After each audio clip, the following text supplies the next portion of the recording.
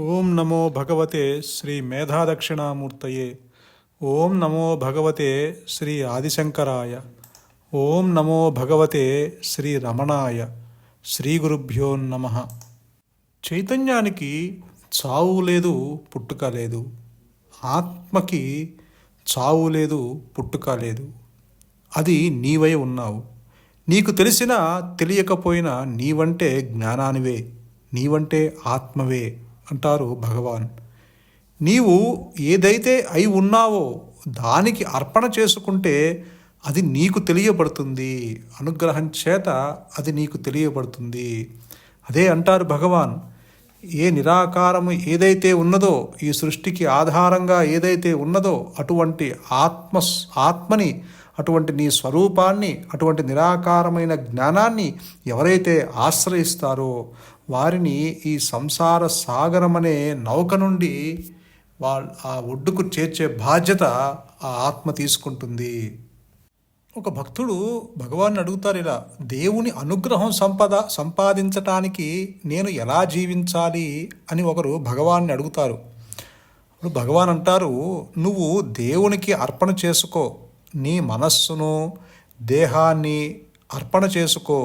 నీవు ఏ పని చేస్తున్నా నేను చేస్తున్నాను అనే భావన పెట్టుకోకుండా, ఈశ్వరుడు ఈ అవకాశం ఇచ్చాడు, ఈ పని చేస్తున్నాను, ఆయన అనుగ్రహం వలనే చేస్తున్నాను అనే తలంపుతో చెయ్యి. అప్పుడు ఆయన అనుగ్రహానికి పాత్రుడవుతావు అంటారు. కాబట్టి ఇక్కడ నీ లోపల ఉన్న ఆ యొక్క నీ స్వరూపానికి, ఆ పరమాత్ముడికి నీవు మనసా వాచా కర్మణ నీవు నీ యొక్క మనస్సుని, ఆ బుద్ధిని, దేహాన్ని అన్నిటినీ ఎప్పుడైతే సరెండర్ చేస్తావో, అర్పణ చేస్తావో అప్పుడు అనుగ్రహం చేత ఆ భగవంతుడు నీకు తెలియబడతాడు, నీ స్వరూపంగా తెలియబడతాడు. ఎందుకంటే ఎప్పుడైతే నీవు గనక మనస్సును అర్పణ చేస్తావో ఇక అక్కడ నీవంటూ ఉండకూడదు. భగవాన్ను ఒక అమ్మగారు తిట్టి తర్వాత ఏమీ అనుకోవద్దు అన్నారట. నీవు ఏమీ అనుకోవద్దు అని చెప్పినా నాకు మనస్సు ఉంటే నేను అనుకుంటాను.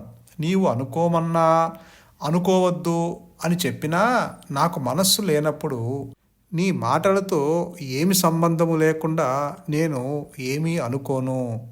రహస్యమంతా మనస్సులో ఉంది. మనస్సు ఉంది కాబట్టి దాచుకుంటాను. మనస్సు లేకపోతే ఎక్కడ దాచుకుంటాను? మనస్సు నశిస్తే అన్నీ నశిస్తాయి అంటారు భగవాన్. కాబట్టి ఇక్కడ ఈ నేను అన్న తలంపు ఏదైతే లేస్తుందో సకలము లేస్తుంది. జీవుడు, జగత్తు, ఈశ్వరుడు ఒకేసారి పుట్టి ఒకేసారి అంతరించిపోతాయి. అంటే నేను కనుక లేస్తే సకలము లేస్తుంది. ఈ నేను కనుక అణిగిపోతే సకలము అణిగిపోతుంది. గాఢ నిద్రల నుండి జాగృతావస్థలోనికి వచ్చాక ఈ మొదట నేను అనే తలంపు వస్తుంది. తర్వాత ఇతర తలంపులు వస్తాయి. నేను అనేది కూడా ఒక తలంపు, అది నిజము కాదు. ఎందుచేతనంటే గాఢ నిద్రలో అన్ని తలంపులతో పాటు ఈ నేను అనే తలంపు కూడా అణిగిపోతుంది.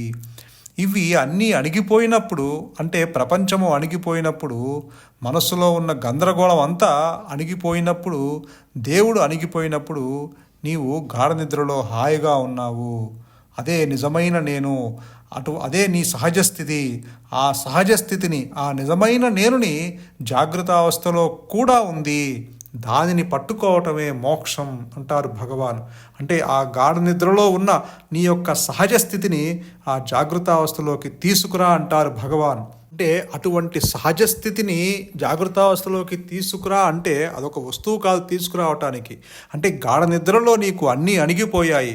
నేను అనే తలంపు కూడా అణిగిపోవటం వల్ల జీవుడు, జగత్తు, ఈశ్వరుడు, నీ యొక్క ఇంద్రియాల అనుభవాలు, బుద్ధికి సంబంధించిన అనుభవము, నీ మనస్సులో గొడవలు, నీ యొక్క దేహాత్మ బుద్ధి, దేహస్ఫురణ అన్నీ అణిగిపోయాయి. కారణం అక్కడ నీ మనస్సు లయమైపోయింది.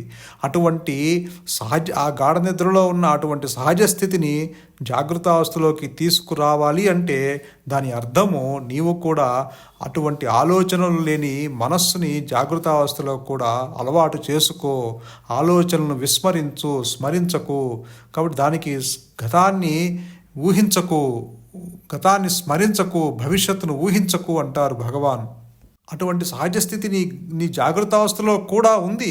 కాకపోతే నీలో ఉన్న రాగద్వేషాలు, నీలో ఉన్న కోరికలు, నీలో ఉన్న బంధాలు, నీలో ఉన్న మమతానురాగాలు, నీలో ఉన్న అటాచ్మెంట్స్, నీలో ఉన్న సంస్కారాలు, నీలో ఉన్న విషయ వాసనలు, నీలో ఉన్న ప్రాపంచిక సంబంధించిన ఆ యొక్క అలవాట్లు, నీ మనస్సులో గొడవలు, ఇవన్నీ నీకు ఆ మనస్సు లేస్తే ఇవన్నీ లేస్తున్నాయి. కాబట్టి అవి నీకు అడ్డుగా ఉన్నాయి, ఉన్నట్టుగా నీకు ఆ భ్రమని కలగజేస్తాయి. అవన్నీ నీకు అడ్డుగా ఉన్నాయని అనుకుంటున్నావు. కాబట్టి నీ సహజత్వానికి జాగృతావస్థలో అడ్డు లేదు. ఆ సహజత్వాన్ని జాగృతావస్థలోకి తీసుకురావాలి అంటే నీలో ఉన్న అడ్డంకుల్ని నీవే తొలగించుకోవాలి. బయట వారు ఎవరు వచ్చి తొలగించరు. నీలో ఉన్న సహజత్వానికి, నీలో ఉన్న ఆ యొక్క పరమాత్ముని యొక్క ఆ ఆత్మ యొక్క ఆ దివ్యత్వము అది వెలుగుతూ ఉంది. కాకపోతే అక్కడ ఎవరూ అడ్డుగా లేరు. నీ యొక్క బంధువులో, మిత్రులో, భార్య పిల్లలో, లేకపోతే తల్లిదండ్రులో, మిత్రులో, శత్రువులో ఎవరూ అడ్డుగా లేరు. నీ మనస్సే నీకు అడ్డుగా ఉంది. నీలో ఉన్న ఆ మనస్సులో సంబంధించిన ఆ గొడవలే నీకు అడ్డుగా ఉన్నాయి. కాబట్టి వాటి జోలికి వెళ్ళకుండా నీవు గనక నిశ్చలంగా ఉన్నప్పుడు, అంటే ఆలోచన లేని మనస్సును అలవాటు చేసుకున్నప్పుడు ఖచ్చితంగా నీ లోపల ఉన్న పరమాత్ముడు అనుగ్రహం చేత తన స్వరూపాన్ని నీ స్వరూపంగా అక్కడ ప్రకటింపచేసే అవకాశము ఖచ్చితంగా జాగృతావస్థలోనే ఉంటుంది. అందుకే భగవాన్ అంటారు, శిశువుగా జన్మించక తప్పదు అంటారు. అంటే ఈ అహంకారము పుట్టాలి, అది లేదు అని నీవు గ్రహించాలి. అనుగ్రహం చేత అది ఆ స్వరూప జ్ఞానం ప్రకటితమైన తర్వాత అది లేదు అని నీవు గ్రహించాలి. కాబట్టి ఇక్కడ మీరు ఏ మార్గాన్ని ఎంచుకున్నా, భక్తి మార్గమైన, జ్ఞాన మార్గమైన, మరి ఏ విచారణ మార్గమైన, శరణాగతి మార్గమైన, మరి ఏ ఇతర రాజయోగ మార్గములైనా సరే భగవాన్ శరణాగతి మార్గం, విచారణ మార్గం గురించి చెప్పారు. అన్ని మార్గాలు మీకు నచ్చినట్టు మీరు చేసుకోమన్నారు. ఎవరు ఏ మార్గంలో ప్రయాణించినా ఈ దేహగతమైన నేనులో నుండి విడుదల పొందాలి. అదే జీవిత గమ్యము, అదే రమణుడి యొక్క బోధ. కాబట్టి ఇక్కడ నీవు ఏదైతే ఉన్నావో అది కాదు అనుకుంటున్నావు, నీవు ఏదైతే కాదో అది అవును అనుకుంటున్నావు. నీ హృదయంలో ఏ సత్యవస్తువు అయితే ఉందో, దానికి ఎటువంటి చావు పుట్టుకలు లేవో దాని గురించి పట్టించుకోవట్లేదు. ఏదైతే చావు పుట్టుకలు ఉన్నాయో నీవు దాని గురించి చింతిస్తున్నావు. నువ్వు ఏదైతే అవునో దాని గురించి ఆలోచించు. నువ్వు ఏదైతే కాదో దాని గురించి నీవెందుకు ఆలోచిస్తావు? కాబట్టి నీవు నెగిటివ్ థింకింగ్లో నుంచి వెళ్ళకు, పాజిటివ్ థింకింగ్ అలవాటు చేసుకో. మనోనాశనము గురించి నీవు ప్రయత్నం చేయనక్కర్లేదు.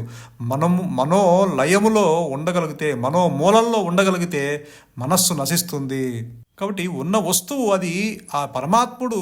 మనం అంటున్నాం, ఉన్న వస్తువునే మనం ఈశ్వరుడు అంటున్నాము, పరమాత్ముడు అంటున్నాము, ఆత్మ అంటున్నాము, బ్రహ్మము అంటున్నాము. సద్వస్తువు ఒకటే, అది ఏకం అద్వయం. దానికే రకరకాల పేర్లు పెట్టుకుంటున్నాము. కాబట్టి ఈశ్వరుడు, ఆ పరమాత్ముడు వాడు మన హృదయంలోనే ఉన్నాడు.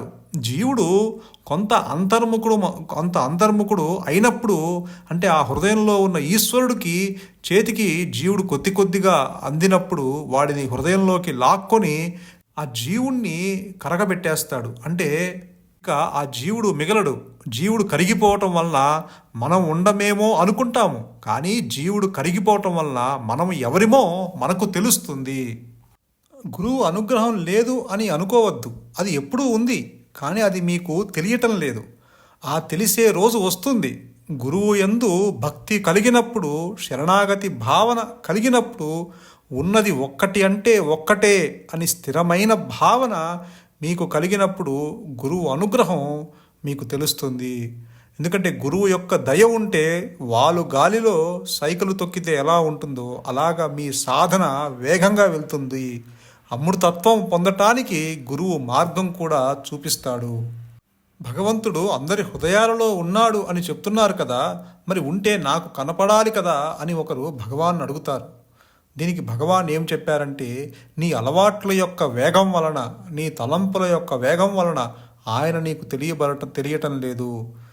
ఆయన తెలియపరుస్తున్నా నీవు గ్రహించలేని స్థితిలో ఉన్నావు. వాటి వేగం అణిగిపోతే ఆయన నీకు తెలుస్తాడు.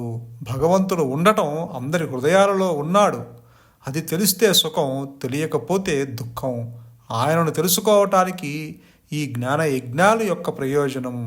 లోపల ఉన్న వస్తువు సహజంగా ఉంది, నిర్మలంగా ఉంది. దైనందిన జీవితంలో మన ప్రవర్తన నిర్మలంగా సహజంగా ఉండేటట్లు తీర్చిదిద్దుకుంటే ఆ వస్తువు మనకు అందుతుంది. ఆత్మ ఇట్టిది అట్టిది అని అనుకోవటం జ్ఞానం కాదు, ఆత్మగా ఉండటమే జ్ఞానము. కాబట్టి అది నీకు తెలియకపోవటానికి, నీవు గ్రహించలేకపోవటానికి కారణం నీలో ఉన్న ఆ మనస్సులో ఉన్న గొడవలు, నీ యొక్క మనస్సులో ఉన్న అలవాట్లు, నీ మనస్సులో ఉన్న ఆ ఆలోచనల వేగం, ఇవన్నీ నీకు అడ్డుగా ఉన్నట్టుగా నీకు అనిపిస్తున్నాయి. కాబట్టి ఎప్పుడైతే నీవు అంతర్ముఖమైనప్పుడు ఈ మనస్సుకి రెండే దారులు, దానికి రెండే గేట్స్ ఉంటాయి. ఒకటి బయటికి వెళ్ళటం, రెండోది లోపలికి వెళ్ళటం. ఇప్పుడు నీవు గనక బయటికి వెళ్ళటం, ఆ బయటికి వెళ్ళే గేటు మూసేస్తే అది ఇంకా లోపలికే వెళ్తుంది. మనస్సు ఎక్కడికి వెళ్తుంది? వెళ్తే బయటికి వెళ్తుంది, ప్రపంచంలోకి వెళ్తుంది, లేదంటే తన్ను తానుగా ఉంటుంది. కాబట్టి నీవు ఇక్కడ బయటికి వెళ్ళటం ఆగిపోవాలి.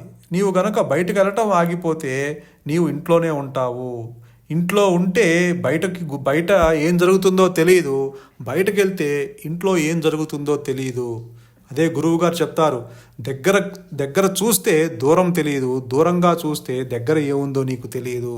కాబట్టి నీవు దూరాన్ని చూడకుండా నీవు లోపలికి ప్రయాణించినప్పుడు, అంతర్ముఖమైనప్పుడు, నీ మనస్సును నిశ్చలంగా ఉంచుకున్నప్పుడు, నీవు గురువు అనుగ్రహం చేత హృదయాభిముఖంగా ప్రయాణించినప్పుడు భగవంతుడు 4 అడుగులు ముందుకు వేస్తాడు. నీవు చేసే ఆ సాధన గనక నిజమే అయితే గురువు దగ్గరకు నీవు వెళ్ళక్కర్లేదు, గురువే వచ్చి నీ తలుపు తడతాడు అంటారు రామకృష్ణ పరమహంసులు. ఆత్మ ఒక్కటే సత్యమని మనకి భగవాన్ చెప్తూ ఉండేవారు. ఉన్నది అదే, యథార్థముగా ఉన్నది ఆత్మస్వరూపము మాత్రమే, యథార్థముగా ఉన్నది అహంస్ఫురణ మాత్రమే. సత్యం ఏకంగా ఉంటుంది, రకరకాలుగా ఉండదు. అలా ఉండటం దాని స్వభావం కాదు, ఏకంగా అనంతంగా ఉండటమే దాని స్వభావము అని చెప్తారు భగవాన్. పేపర్ చదువుతున్నాం అనుకోండి, అందులో మంచి వార్తలు ఉంటాయి, చెడు వార్తలు ఉంటాయి. ఆ వార్తలకు ఆధారంగా ఉన్న పేపరు మంచిగానూ ఉండదు, చెడుగానూ ఉండదు, ఒకే రకంగా ఉంటుంది. అలాగే మనలో మంచివారు ఉండవచ్చు, చెడ్డవారు ఉండవచ్చు, రకరకాలుగా ఉండవచ్చు. ఇన్ని రకరకాలుగా ఉన్న మూలంలో ఉన్న సత్యం ఒకటిగానే ఉంటుంది. వార్తలతో తేడా ఉంది కానీ పేపర్లో తేడా లేదు.